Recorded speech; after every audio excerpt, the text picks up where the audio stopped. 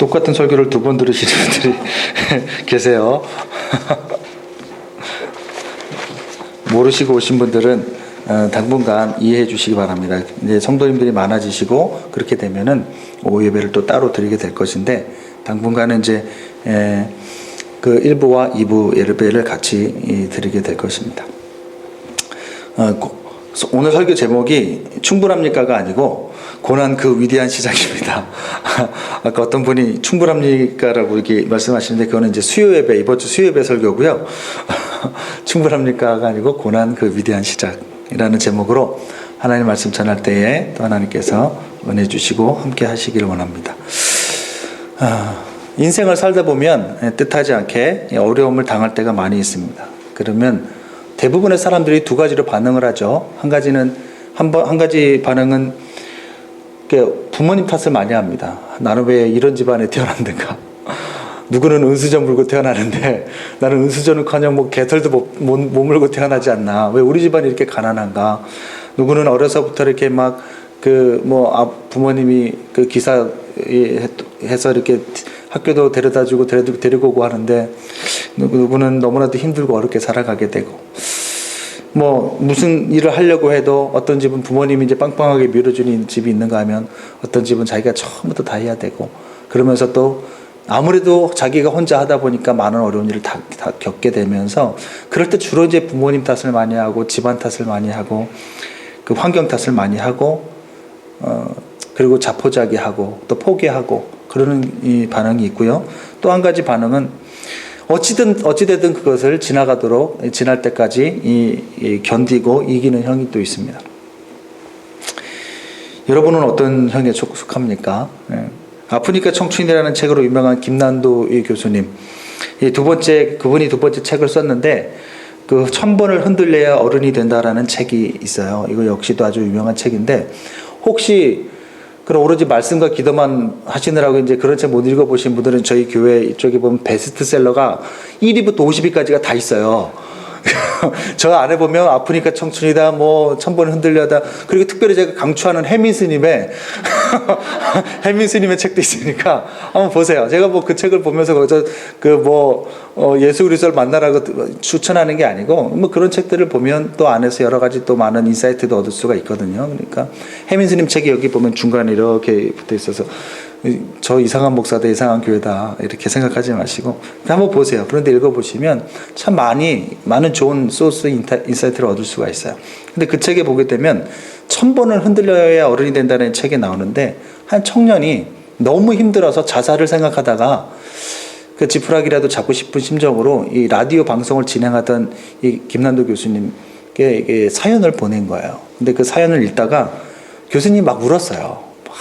그 책을 한번 읽어보시면 저는 이제 간단하게 이제 줄거리를 요약했지만 그 구절이 하나하나가 너무 마음이 아파요. 그래서 이제 대충의 내용이 이렇죠. 고등학교 2학년 때 어머니가 유방암 말기 판정을 받죠. 수술해도 산다는 보장이 없지만 그래도 어떻게든 살려야 될 거 아니에요. 자기 어머니니까. 아버지도 해서 그 온 집안 재산을 다 팔고 빚을 져서 어머니 수술을 받고 항암 치료를 받아서 극복을 해냈어요. 너무 반가운 일이죠. 그렇게 해서 잘 먹고 잘 살았다 하면 얼마나 좋겠습니까? 그런데 고난이라는 것이 항상 보면 어떤 경우에는 이 꼬리에 꼬리를 물고 너무 힘든 가운데 더 힘들게 하는 경우가 있어요. 당연히 이제 빚이 너무 많아지면서 그 빚더미에 올라가게 되고, 그러면서 이제 아버지도 파산 신청을 하게 되고, 월세 얻을 돈조차 없어서 집도 못 구하고, 그래서 이제 조그만 봉고차 하나 그 안에서 4식구가 거기서 잠자면서 먹고 살고 하는 거예요. 그래도 저나 여러분은 그런 분은 안 계시지 않나요? 참 그래도 희망을 가졌대요. 왜냐하면 남자가 셋이나 있으니까, 형도 있고 아버지도 있고 남자가 셋이나 있으니까 어찌하든 그래도 한번 이겨보자. 그래 우리 셋이서 남자 셋이 벌면 얼마나 좋겠는가. 얼마든 금방 우리가 이겨낼 것이다. 이런 마음을 가지고 시작을 열심히 하지만 그것도 잠시 조금 있다가 형과 자기가 뭘 받냐면 군대 소집 명령을 받게 되는 거예요. 그러니까 어쩔 수 없이 나라의 부름이 있으니까 군대를 입대하게 되고, 아버지 혼자 그 모든 걸 이제 떠안게 되었는데, 아버지도 이제 파산 신청하고 돈이 없으니까 당연히 막노동에 나가서 일을 하시는데, 근데 그럴 때 어떤 일이 일어나냐면 어머니가 병이 재발을 하신 거예요. 암이 재발하게 되면서 아버지 혼자 또 다시금 그 생활비 벌기도 빠듯한데 거기다가 병원비며 약값이시며 항암을 또 하게 되니까 이거 아버지가 이제 견디다 못해 아버지가 포기하고 만 거예요. 자포자기하게 되고.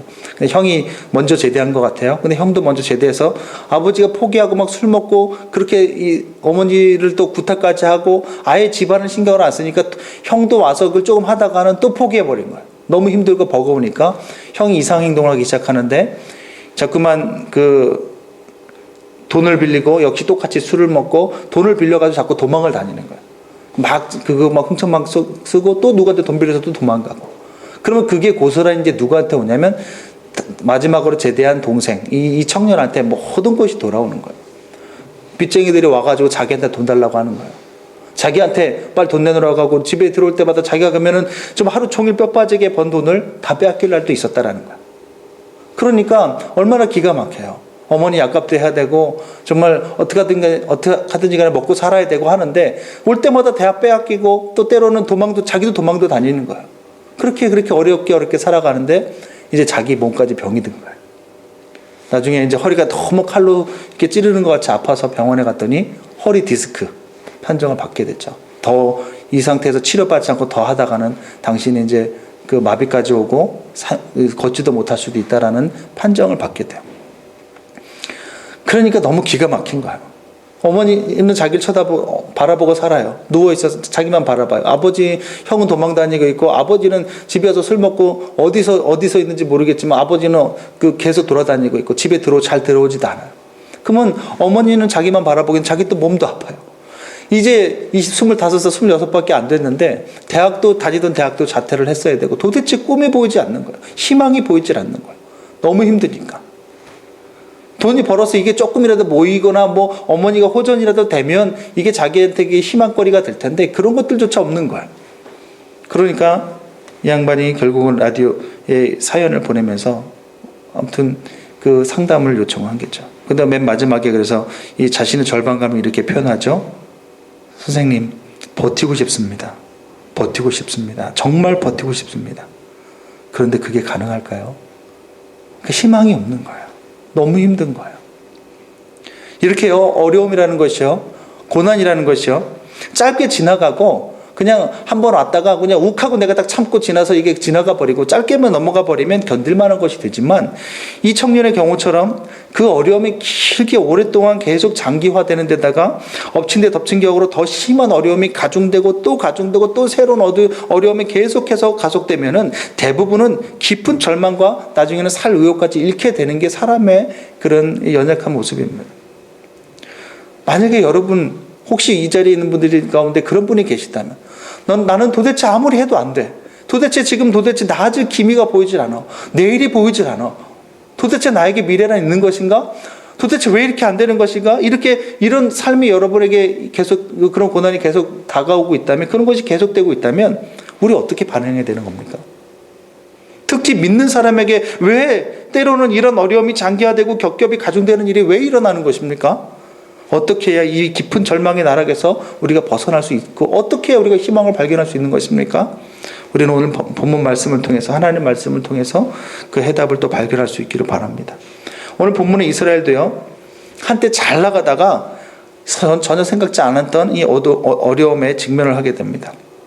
오늘 출애굽기 1장은 요셉이 죽은 지 거의 한 300년 가까이 지난 시점부터 시작이 되는데, 많은 사람들이 이스라엘이 애굽에 들어가서 처음부터 430년 동안 노예 생활을 한 줄 아는데 그렇지 않아요.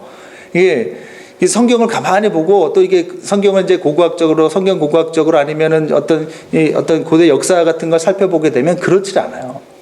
중간에 요셉을 알지 못하는 왕이 나타나면서부터 고난을 당하는 거예요. 그전에는 너무 편하게 살았어요. 그 당시에 애굽이라는 나라는 굉장한 강대국이었기 때문에 감히 주변에 어떤 나라도 건드리지는 못해요. 여러분 잘 생각해 보세요. 치안이 확보되고 안보가 확보가 되면요, 사람이 안정이 느껴져요. 지금 우리나라가 지금 많은 어려움을 가지고 지금 굉장히 불안하고 있지 않습니까? 미사일을 발사한다는 등, 전쟁이 일어난다는 등, 광주가 불바다가 된다는 등, 파주는 안전하다는 등, 이런, 파주가 제일 안전하대요. 왜냐면 주로 이제 미사일 공격을 해도 서울이나 아니면 그 지방이 약간 후방 쪽에 여러분 전쟁이 일어나면 전방에 있는 것은 대부분 총알바지예요. 제가 탱크 부대에 전방에 있었지만은 전방에 있는 탱크는 심지어 달리다가 포 한번 쏘려면 멈춰서 각도 재가지고 쏴야 돼요. 그런데 그러니까 말 그대로 60년대 70년대 탱크들을 수리해서 쓰는 게 전방에 있는 거예요. 근데 후방에 있는 탱크들은 완전히 최신식 탱크들입니다. 어떻게 하느냐면 제가 탱크 부대에 있었으니까 우리는 가다가 포 한번 쏘려면 멈춰가지고 각도 저기 돌려가지고 해야 되는데 후방에 있는 탱크들은요 달리면서 빵빵빵 쏴댑니다. 아주 최신식 무기들로 다 후방에 다 돼 있어요.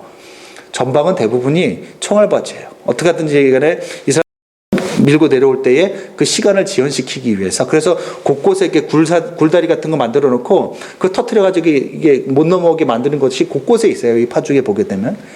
그래서 중간에 미사일 같은 거 쏴도 이쪽으로 안 쏴요. 왜냐하면 어차피 여긴 다 구식 무기들밖에 없기 때문에 진짜 정예의 부대들은 사실은 대부분 후방에 그래서 이제 위치하고 있어요. 특히 광주 이런 곳에 파주가 제일 안잖아요. 그런데 이렇게 치안이 불안하게 되면 어떻게 돼? 민심이 동요효과가 일어나고 뭘 해도 생각을 해봐요. 이게 자꾸만 그때부터 이제 불안하게 지금 어떤 일이 일어나면 막 사재기가 일어나고 경제도 함께 흔들려 버립니다. 그런데 이 당시에 애굽은 워낙 강대한 나라예요. 누가 감히 넘보지도 못하고 워낙 강대한 나라고 워낙 강력한 군사력을 가지고 있기 때문에 이 강력한 울타리 안에서 이스라엘이 고센 땅이라는 곳에서 아주 편안하게 풍요롭게 너무나도 평화스럽게 잘 지냈단 말이에요. 그러니까 이스라엘 사람들은 군대 갈 필요도 없어요. 그럴 필요도 없고 그냥 자기네들은 그냥 울타리 안에서 잘 먹고 잘 살기만 하면 되는 거예요. 그런데 중간에 어떤 왕이 일어나요? 요셉을 알지 못하는 왕이 일어나면서부터 고난이 시작되는 거예요.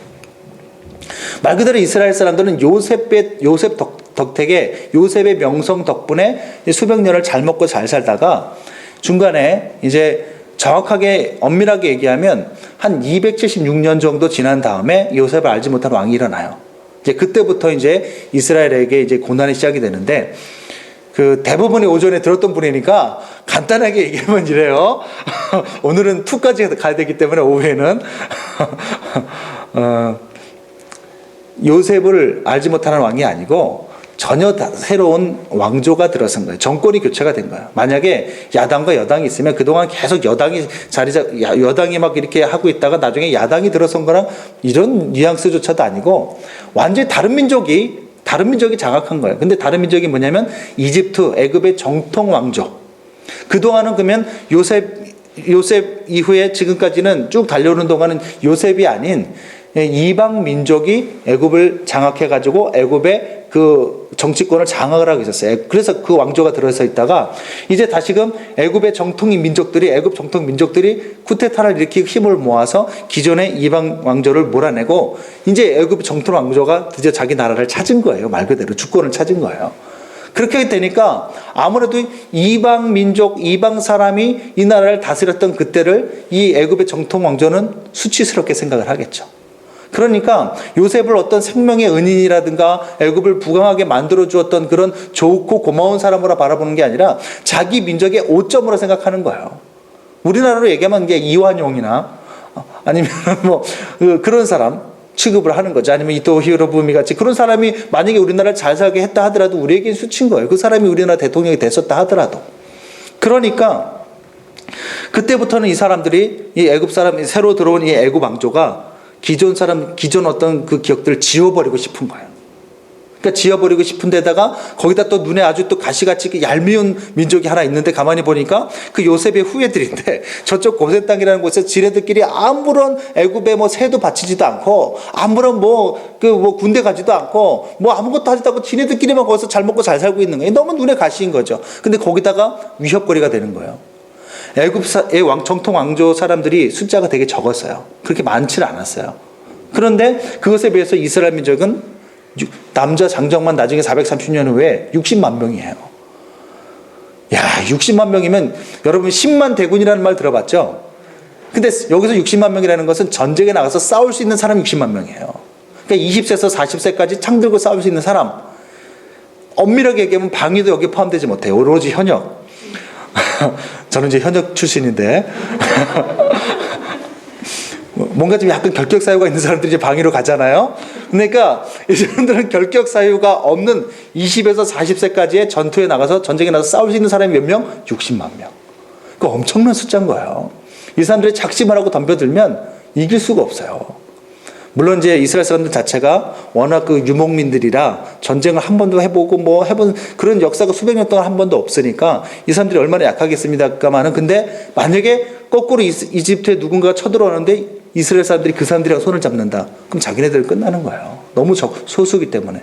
그래서 그때부터 이스라엘을 탄압하고 압박을 하는데 인구를 더 이상 늘어나지 못하게 하자. 그래서 이제 그 첫 번째 방법이 뭐냐면, 남자들을 그 성 건축, 사실 큰 필요도 없는 국고성 건축을 한다라는 그 명목으로 모집해서 자꾸만 일을 시키는 거예요.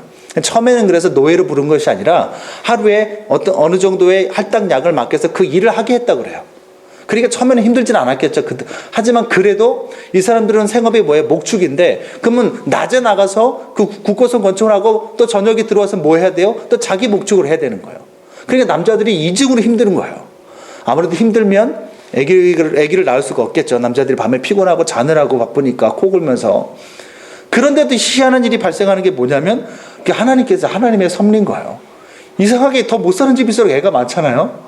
왜 이렇게 하필이면은 이렇게 힘든데도 불구하고 애는 더 많이 생기는 거예요. 네. 저희 집도 애가 많아요. 참 희한한 일이에요. 애가 셋이나 되는데. 그러니까 이 사람들이 도대체 이렇게 해도 안 되니까 나중엔 안 되겠다. 아예 이 사람들을 노예를 만들어야겠다면서 남자들을 노예로 부리기 시작합니다. 처음에는 성 건축에만 불렀다가 이제는 애굽의 모든 일들에 다 이 노예화 시켜서 이 사람들을 일을 시키는 거예요. 그러니까 얼마나 삶이 고달팠겠어요. 그러니까 자기 일이 없어지는 거예요. 완전히 이제는 자기 자유가 없어지는 거예요. 자유 시간이 없어지고 그냥 하루 종일 일을 하고 나중에 이제 노예 부리듯이, 정말 진짜 나중에 모세 때 보게 되면 알겠지만은 막 채찍을 들고 그 애굽의 그 관리들이, 지배하는 사람들이 채찍을 들고 이스라엘 사람들을 징징하고 주먹으로 치고 이렇게 거의 노예 수준으로까지 전락을 시켜버립니다. 그런데 문제는 뭐냐면, 그렇게 남자들을 힘들게 하는데도 불구하고 그래도 애가 또 태어나는 거예요. 네. 오늘 좀 이상한 분이 오셨는데. 그러니까 애굽왕 바로가 어떤 정책을 하게 되냐면, 이제는 비밀리에 산파들, 애를 낳을 때 애를 낳게 받아주는 이 산파들에게 비밀리에 지령을 내리는데, 뭐냐면 남자애가 태어나면 다 죽이라는 거예요. 이게 다음 주에 할 말씀, 간단하게 말씀 그렇습니다. 그런데 이 산파들이 하필이면 하나님을 섬기는 사람들이었어요. 그래서 이 사람들이 그 말씀에 순종하지 않습니다. 그러니까 애는 어떻게 돼요? 계속 또. 근데 나중에도 보면 되겠지만, 이 산파들이 어찌나 뻔뻔하게 유머러스하게 대답을 하느냐면, 바로하게 불러서 얘기해요. 너 왜 애 죽이려니까 안 죽이냐? 그랬더니 뭐라고 얘기합니까? 이 이스라엘 여자들은요, 얼마나 튼튼한지, 애가 원래 이게 진통이 나오면은 적어도 몇 시간 있어야지 그 아기가 나오잖아요. 진통이 있다는 말 듣고 달려가면 이미 나와서 안고 있어요. 이렇게 얘기하는 거예요. 그러니까 거짓말을 하는 거죠. 근데 그렇게까지 하면서 하나님의 명령에 순종하는 것을 보게 됩니다. 그러니까 도대체 이제는 안 되겠으니까 나중에 이 애굽 왕이 어떻게 하느냐면, 아예 나라의 법으로, 이제는 법으로 특별히 이스라엘 민족들에게 남자아이가 태어나면 나일강에 아이를 던지라는 거예요. 버리라는 거예요. 여러분, 버렸을까요? 안 버렸을까요? 버렸어요. 그래서 기록에 보게 되면 그 나일강이 아기들의 시체로 이렇게 했었다고 그럽니다. 그러니까 이 진짜 너무나 이거는 고난도 보통 끔찍한 고난이 아닌 거예요. 그냥 몸이 좀 힘들고 돈이 좀 없고 좀 그러면은, 그래도 몸이 좀 힘들고 돈은 좀 없더라도 우리는 그래도 희망 가질 수 있잖아요. 가족끼리 사랑하고 가족끼리 좀 이렇게 똘똘 뭉치고 그러면 그래도 우리가 어느 정도 그걸 알겠는데, 이거는 정말 생차 같은 정말 사랑하는 자식을 강물에 던져야 되는 건, 이건 도저히 감당할 수 없는 그런 시련이 오는 거예요. 정말로. 가만히 보시면요, 이스라엘에게 주어지는 이 고난과 시련이라는 게 가면 갈수록 강도가 강해지는 걸 볼 수가 있어요. 처음에는 간단한 노동 정도, 나중에는 노예화 시키고, 나중에는 애를 죽이라고 하고, 나중에 실제로 국법으로 정해서 애를 죽이게 만들어요.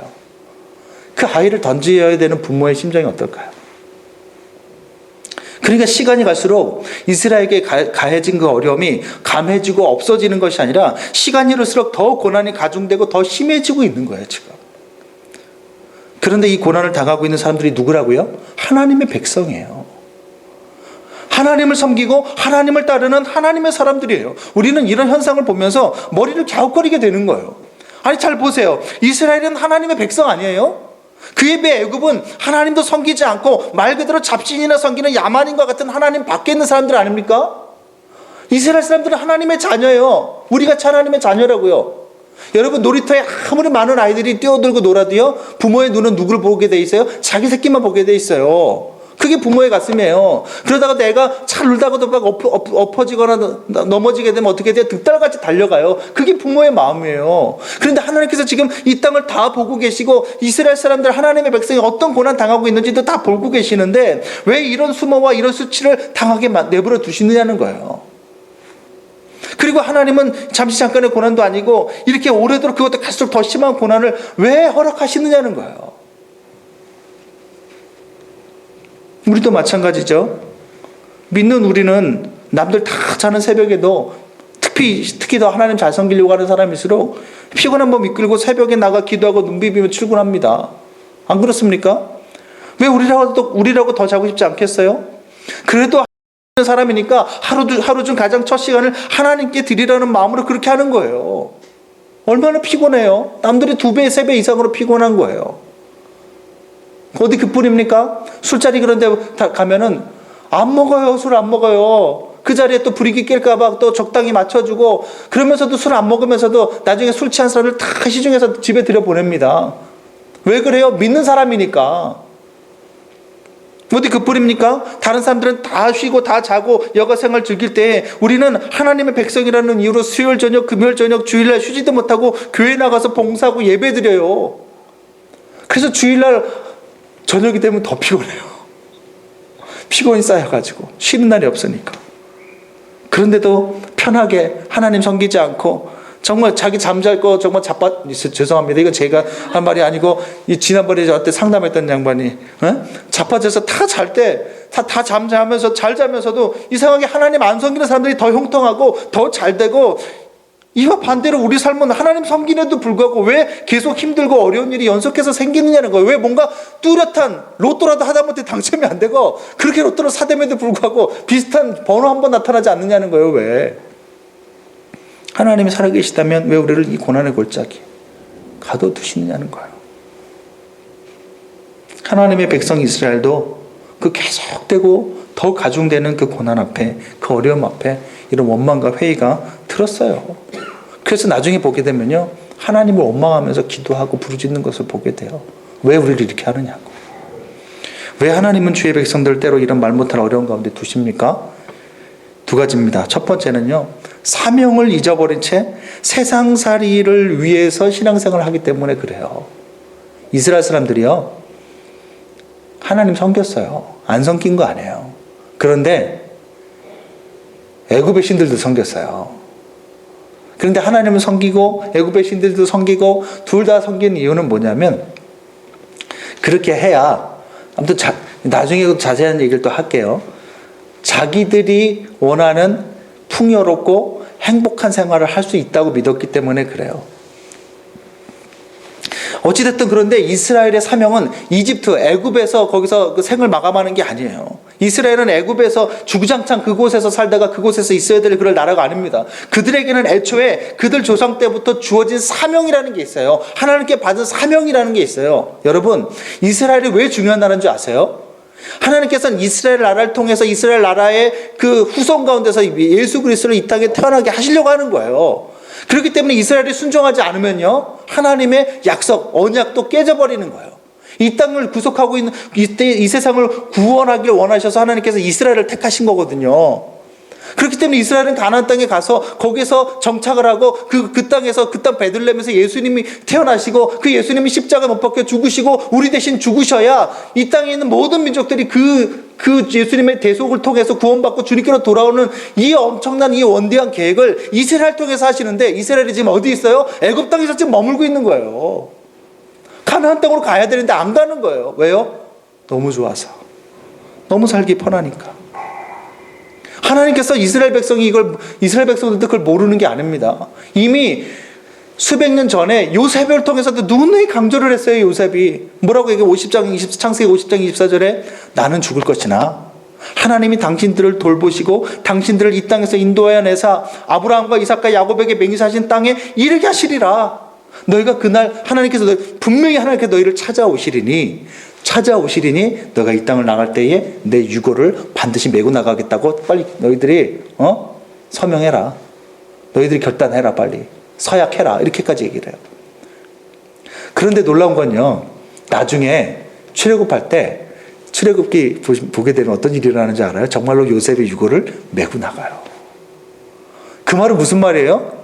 이 요셉의 유언이 계속해서 전달되고 있었던 거예요. 지금까지 이스라엘 사람들에게 알고 있었다라는 거예요. 하나님께 받은 사명을. 하다못해 가나안 땅 가가지고 가나안 땅에서 정복 전쟁하고 그 가는 광야 가운데서도 요셉의 유고를 메고 다녔어요. 이스라엘 사람들이. 왜요? 거기다가 묻어줘야 되니까. 나중에 가나안 땅에 요셉의 유고를 묻어주는 장면이 여호수아에 나와요. 이 사람들이 뭐예요? 사명을 알고 있었다고요. 하나님, 이 땅을 향한 하나님 뜻이 무엇인지 알고 있었고, 자기들이 어떤 민족이고 어떤 정체성을 가진 사람인지 알고 있었음에도 불구하고 안 한 거예요. 하기가 싫은 거예요. 왜요? 애굽의 이 안락과 평안에 편안한 것에 너무 길들여져 있는 거예요.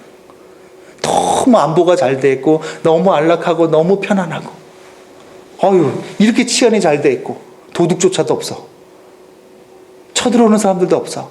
그래서 자기들끼리 그곳에서 너무 자유롭게 잘 살고 있는 거예요. 그런데 생각해봐요. 가나안 땅 가려고 하면 광야를 통과해야 되는데 이 광야가 먹을 것도 없어요. 마실 물도 없어요. 도적대가 들끓어요. 온갖 그 맹수들이 그 들짐승들이 우글거려요. 독사가 있어요. 정갈이 있어요. 그런 땅을 지나가야 되는 거예요. 실제로 가나안 땅을 향해서 가는 광야길을 가다가 수차례 전쟁을 합니다. 아말렉이라는 이 민족과. 도적들이나 다름없는 민족들이에요.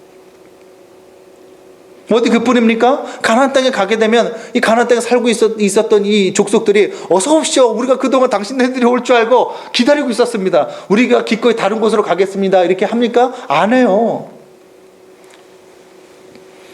전쟁을 해야 돼요. 생소한 무기 만져야 되고 군사훈련도 받아야 되고, 그러면 언제 죽을지 모르는 죽음의 위협도 감수해야 되는 거예요. 그러니 누가 그 길을 가려고 하겠습니까? 바로 지금 내 옆에 떡과 고기와 각종 치안과 편안과 모든 것들이 다 나에게 있는데 이 모든 걸 뒤로 하고 어떻게 그 고생을 하겠느냐는 거예요. 그러니까 하나님께서 이스라엘 사람들은 이제 그때부터는 내몰기 시작하는 거예요. 그게 뭐예요? 정치판을 완전히 바꿔버리신 거죠.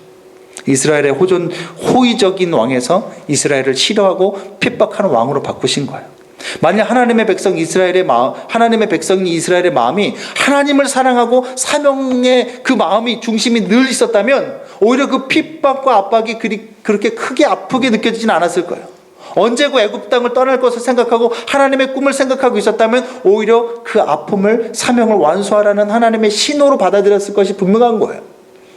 그런데도 왜 그렇게 아파한 거예요? 그만큼 하나님이 아닌 애굽살이의 편안과 안락에 젖어 있었던 거예요. 여러분 가다가 길 잘못 들잖아요. 길 잘못 들어서 오래 가면 오래 갈수록 돌아오는 길도 그만큼 멀고 그만큼 긴 법이에요. 애굽의 안락에 깊이 젖어 있었던 만큼 그것을 내려놓고 그것을 포기하는데 그만큼 아프고 괴로웠던 거예요. 그래서 하나님은 당신의 사랑하는 백성의 중심이 지금 하나님이 아닌 세상에 치우쳐 있으며 사명보다는 사적인 영광과 편안에 사로잡혀 있다는 것을 깨닫게 하기 위해서 그들이 그토록 좋아하던 것을 거두어 가심으로 깨닫게 하시고 보여주시는 거예요. 너희들의 지금 영적인 현주소가 하나님을 사랑한다고 하지만 사실은 그렇지 않더라는 것을 말씀하고 보여주시는 거예요. 그 고난을 통해서. 아프냐? 너희들이 그렇게 아픈 만큼 나에게서 떠나 있다는 거예요. 십자가 그 사랑에서 멀리 떠나 있다는 거예요, 지금.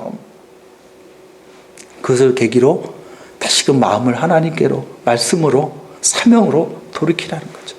그것이 첫 번째 고난의 이유예요. 두 번째, 지금부터는 이제 오전에 못 들었던 말씀이죠. 두 번째, 하나님께서 고난을 주시는 이유는 하나님께 기뻐하시는 하나님의 방향으로 이끌기 위해서 고난이라는 방법을 사용하세요. 하나님께서 기뻐하시는 길, 새로운 길을 보여주시기 위해서 때로는 고난이라는 방법을 사용하신다라는 거예요. 만일요, 요셉을 알지 못하는 새 왕이 나타나지 않았다면, 그래서 핍박도 없고 고난도 없었다면 과연 이스라엘이 그 살기 좋은 애굽 땅을 떠났겠습니까? 여전히 애굽이 주는 편안과 안락에 사로잡혀서 평생 자기들만의 이기적인 성공과 욕심만을 채우다 생을 마감했을 것이에요. 분명히 말씀드리지만 그 당시에 애굽 이스라엘 사람들에게 신앙이 없었던 것이 아니에요. 하나님 섬긴다니까요. 그런데 섬기는데 사명과는 상관없이 섬기는 거예요. 여전히 애굽 땅에 머물러 있으면서 하나님 섬기기를 원하는 거예요. 하나님의 사명이 있고 하나님의 뜻은 저 다른 쪽에 있는데 계속 그곳에 머물러 있으면서 하나님 섬기고 싶은 거예요. 여러분, 하나님을 제대로 섬기려고 하면요, 하나님께서 보여주시는 방향으로 움직여야 돼요. 가만히 있으면서 하나님 섬길 수는 없는 거예요. 내 것을 유지하면서 내 이기적인 목적만을 바라면서 하나님을 섬길 수 있다? 나는 움직이지 않을 거야. 하나님은 내 쪽으로 와야지. 내가 하나님 쪽으로 가는 일은 절대 있지 않을 거야. 그런 식으로 하나님 섬기려고 하기 때문에 그런 삶에 그 사람이 가장 중요하게 여기는 하나님 앞에서 하나님 아닌 다르게 중요하게 여기는 것을 하나님께서 때로는 건드리시고 가져가시는 거예요. 쥐고 계시는 거예요. 만약 이스라엘이 그렇게 하나님께 순종하지 않고 계속 애굽에 남아 있었다면 이스라엘은 10가지 재앙과 바다를 가르시는 하나님의 전능하심을 경험하지 못했을 것이고, 아울러 출애굽도 없었을 것이며 당연히 가나안 정복과 나아가 가나안 땅 베들레헴의 예수 그리스도의 탄생도 없었을 것입니다. 그랬다면 당연히 십자가도 없었을 것이고, 그렇다면 당연히 저와 여러분의 구원도 없었을 것이에요. 이스라엘에게 그 무거운 고난이 가해졌기 때문에 이스라엘은 그곳을 떠나 생생히 살아계시는 하나님의 영광을 목도할 수 있었고, 무엇보다도 하나님께서 이끄시는 새로운 방향으로 나아갈 수 있었던 거예요. 결국 고난이 이스라엘에게 하나님의 살아계심을 경험하게 만들었고, 고난을 통해서 이스라엘은 하나님께서 이끄는 방향으로 나아가게 된 거예요. 여러분은 지금 어떤 막힘과 어떤 어려움 가운데 있습니까? 대부분은 내 힘으로 어쩔 수 없는 고난이 어려움일 것이에요. 여러분이 만일 초대에 말씀드린 그 청년처럼 말기암 어머니의 술과 노름으로 집안 축내는 아버지와 형의 자신의 꿈은 생각조차도 할 수 없는 데다가 병든 몸만 남았다면 여러분 어떻게 하시겠습니까? 과연 그 청년이 무슨 일을 할 수 있겠어요? 환경을 바꾸기 위해서 뭘 할 수 있겠어요? 이스라엘이 과연 이 막강한 왕의 핍박 앞에 무슨 저항을 할 수 있겠어요? 여러분에게 가해진 그 어려움과 그 시련, 여러분 그것을 위해서 아무것도 할 수 없잖아요. 그 환경을 바꾸기 위해서 우리에게 무슨 능력이 있어요? 능력이 없으니까, 무능하니까 괴로운 거예요. 그러니까 고통스러운 거예요. 아무것도 할 수 없죠. 그래서 우리는 자포자기하게 돼요. 그런데 한 심리학자가 믿는 분이었던 심리학자가 이런 말을 했어요. 바꿀 수 없는 것을 두고 고민하지 말고 내가 할 수 있는 것에 집중하십시오. 그러면서 뒤에 이렇게 얘기해요. 환경을 바꿀 수는 없지만 환경을 대하는 우리의 태도는 바꿀 수 있습니다. 내가 환경을 바꿀 수 없어요. 하지만 그 환경을 바라보는 우리의 태도, 우리의 시각은 바꿀 수 있다는 거. 맞습니다. 아픔과 고난을 바꾸는 것은 내 능력 밖의 일이에요. 그 환경을 바꾸는 것은 내가 할 수 있는 일이 아니에요. 그것은 하나님의 몫이에요. 하나님의 때에 하나님께서 하실 일이에요. 지금 당장 안 될 수도 있어요. 그렇기 때문에 이 아픔이, 이 고난이 더 장기화될 수도 있습니다. 하지만 그래서 내가 환경은 바꿀 수 없지만, 내게 그런 능력은 없지만 한 가지 내가 바꿀 수 있는데, 그것은 지금의 내 고난을 바라보는 내 시각은 바꿀 수 있다는 거예요. 무엇입니까? 이 고난은 바로 나를 하나님의 방향으로 이끌기 위한 하나님의 사랑의 손길이라는 거예요. 그것을 믿고 믿음으로 하루하루 충실하게 살아내는 그런 삶의 태도는 바꿀 수 있다는 겁니다. 나는 이 환경을 바꿀 능력이 내게는 없어요. 하지만 이 고난을 대하는 내 태도는 바꿀 수 있다는 거. 그 시각은 믿음의 눈으로 바라볼 수 있다는 거. 오히려 이 지금의 고난은 나를 새로운 길로 인도하시려는 하나님의 섭리라는 거예요. 여러분 그 사실을 여러분 믿으시기 바랍니다. 하나님께서 한쪽 길을 막으실 때는요, 다른 길을 열어두세요. 제가 예전에 교회 신방하다가 은혜 받았던 한 부부 이야기를 하고 오늘 말씀을 마치려고 해요. 제가 이제 이전 교회에서 이제 장년부를 담당해서 4년 정도 사역을 하다가 이제 여기 개척을 한 건데요. 장년부를 하기 전에는 제가 계속 청년들, 중고등부 학생들 이렇게 하다 보니까 한 번도 신방을 제대로 해볼 기회가 없었어요.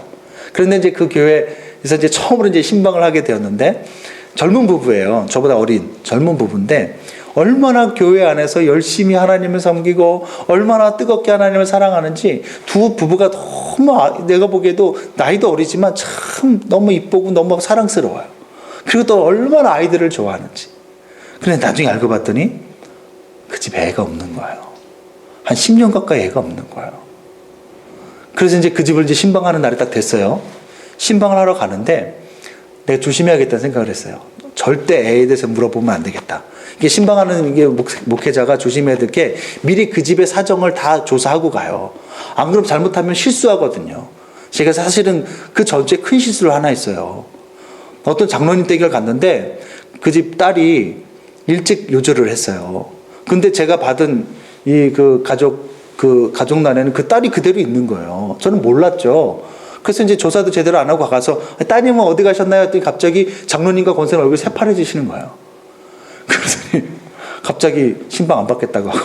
그래서 제가 그때 너무 당황했던 기억이 나는데, 그래서 제가 그 다음 주에 이 집을 가기 전에 다시 한번 정말 굉장히 철저하게 그 조사를 해봤더니 아기가 없는 거예요. 그렇게 아기를 기다렸고 아기를 사랑하고 이뻐하는 걸 아는데 그렇게 기다렸는데 아기가 없는 거예요. 그러니까 제가 어떻게 해야겠어요? 가서 말 한마디를 해도 아이에 관련된 얘기를 하지 말아야겠다 하고 조심조심 가서 신방을 하면서도 이런저런 이제 이렇게 대화하는 시간이 잠깐 있는데 그때 아이에 대한 걸 일절 제가 얘기를 안 했어요. 그래서 깜빡하고 내가 우리 집 아이 얘기를 딱 끊으려고 했다가 딱 입을 딱 다물고 그래서 이제 다른 걸 물어보고 막 이랬죠. 그런데 제가 이렇게 아이에 대해서 조심조심 하니까 그 집사님, 남자 집사님이 이렇게 얘기하는 거예요. 목사님, 아기 이야기 안 하시는 이유가 뭐예요? 이렇게 물어보는 거예요. 그러면서 하는 얘기가, 목사님 너무 조심조심 하실 필요가 없어요. 저희는 마음에 이미 하나님의 응답을 받았어요. 딱 그러는 거예요. 그래서 제가 너무 놀라가지고 이전에 전주에 내가 실수한 것도 있고 하니까 제가 놀라서 조심스럽게 물어봤죠. 아니 그러면 이게 무슨 뜻입니까? 응답이라는 게 뭐예요? 그러니까 이제 얘기를 하는 거예요. 자기네들도 처음에 2년 3년 동안은 아기를 너무 기다렸대요. 그리고 5년 정도 6년 정도 하루하루를 너무 기다리고 조심조심하고 그 시험관 아기도 해봤는데도 다 실패를 하는 거예요. 그러다가 계속해서 이게 아기가 생기지 않으니까 이 사람들이 너무 처음엔 좌절도 하고 너무 마음이 아프고 남의 집 아이들을 이렇게 안고 있는 모습만 봐도 너무 마음이 괴롭더라는 거예요. 그러다가 이제 한 7, 8년 넘어가면서 이런 마음이 들더라는 거죠. 하나님께서 이렇게 거절하실 때는 뭔가 하나님의 또 다른 길이 있지 않겠는가. 하나님께서 우리에게 이 길을 막으셨다면 뭔가 다른 길을 우리에게 열어놓지 않았겠는가 하면서 자녀에 대한 욕심을 내려놨대요. 내려놓고 그러면서 하나님 앞에 기도하면서 엎드렸더니 하나님께서 영혼들을 보여주시더라는 거예요. 어떤 영혼이냐면 전 세계에 가난하고 너무 무지로 죽어가는 수많은 아이들 전 세계 제3세계 너무 어렵게 물도 오염된 물 먹고 온몸 사지가 뒤틀리는 이 아이들을 하나님께 자연스럽게 연결시켜 주시는데 그러면서 이 두 부부 마음 가운데 이런 마음이 들었대요. 하나님께서 우리에게 육적인 아이는 주시지 않았지만 영적인 아이를 낳게 하라고 그렇게 하셨다라는 거예요. 자기들이 그래서 그때부터 이것이 우리가 은혜를 주신 하나님 뜻이다 생각하고는 이제 육적인 아이를 포기하고 영적인 아이를 후원하고 이 영적으로 이 아이들이 이 전 세계에서 죽어가는 아이들을 물질로도 후원할 뿐만 아니라 그 아이들에게 계속해서 복음을 전할 수 있도록 그런 복음 전도 단체와들 자기들이 결연을 맺어가지고 계속 돕는 것뿐만 아니라 자기 비전이 있는데 그게 뭐냐면 그런 아이들만 전문적으로 전도하는 그런 단체, 아이들의 육적인 필요, 학교 다니는 비용 이것뿐만 아니라 아이들에게 신앙적으로 교육할 수 있는 그런 단체를 자기가 세우고 싶은 그런 비전을 가지고 있다라는 거예요. 그 얘기를 듣는데 제가 너무 부끄러운 거예요. 그때까지만 해도 참 저는 목회자로서 나는 왜 이렇게 없는 것이 많아? 저 사람 나보다 왜 이런 걸 잘하지? 막 그런 없는 것에 대한 열등감이 참 많았는데 오히려 그분 이야기를 들으면서 참 제가 너무 부끄럽고 너무 도전이 되고 너무 은혜가 되는 거예요. 내가 과연 나에게 자식이 없다면 난 저럴 수 있을까? 그런 마음이 드는 거예요. 그러면서 그 전까지 아들이 없는 것에 대해서 굉장히 마음이 안 좋았는데 주여 아들이 없어도 딸만 주셔도 고맙습니다. 이제 그때 이렇게 마음을 고쳐 먹었던 기억이 나요. 그분이 하신 말씀이 그거예요. 하나님께서 한쪽 문을 닫으시고 거절하시는 아픔을 우리에게 주실 때는 다른 쪽 문을 여셔서 하나님께서 새로운 방향으로 우리를 인도하기 위함이다. 그럴 때 우리 발목을 붙잡는 게 뭐예요? 그래도 불구하고 내 손에 쥐고 있는 이 욕심, 내 계획, 내 것을 이거 놓기를 싫어하는 거예요. 그래서 하나님께서 그 손 좀 벌려봐 하면서 하나님께서 몽둥이를 드는데도 계속 이걸 붙잡고 안 놓는 거예요. 그러면 하나님께서 인도하시는 길로 가는 것도 없고 계속 매맞다가 인생이 종치는 거예요. 우리에게 고난이 있다는 것은 우리에게 고난을 주시고 우리에게 때로는 거절의 아픔을 주시는 이유는 다른 방향을 주님께서 열어놓으셨다는 거예요. 우리에게 무엇인가 하나님께서 새로운 일을 행하고 싶으신 거예요. 그럴 때 마음을 열어야 돼요. 내려놓을 거 내려놔야 돼요. 포기할 때 그거 포기해야 돼요. 계속 애굽에 머물러 있으면서 하나님의 뜻을 행할 수는 없는 거거든요.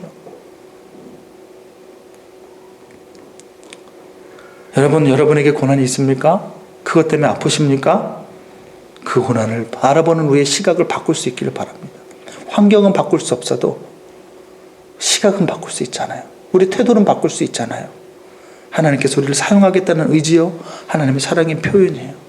하나님은 우리의 고난을 통해서 우리를 사명의 길로, 새로운 길로 인도하실 거예요.